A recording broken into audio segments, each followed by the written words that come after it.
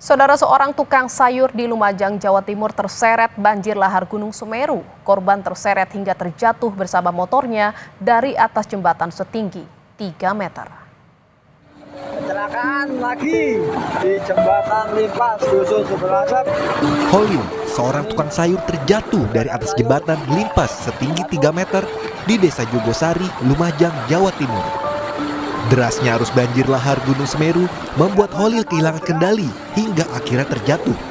Sejumlah warga yang melihat kejadian ini langsung menolong korban dan mengangkut motor ke tepi sungai. Sebelumnya, Holil biasa menjajakan sayurnya di daerah Dusun Sumber Langsep, daerah yang selalu terisolasi saat banjir lahar.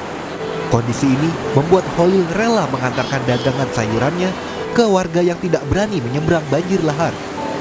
Ini mau dibawa kemana ini, Pak? Dibawa ke sana, Diperangi sungai ini ya? seberang sungai. Ini memang banyak pesanan dari warga ya? Pesanan semua ini, Mas. Pesanan semua ya? Sebanyak 149 kepala keluarga di Dusun Sumber Langsep terisolir akibat akses yang terputus. Badan Penanggulangan Bencana Daerah Kabupaten Lumajang mengaku sudah memberikan bantuan logistik kepada warga. Abdul Rohman, Kompas TV, Lumajang, Jawa Timur.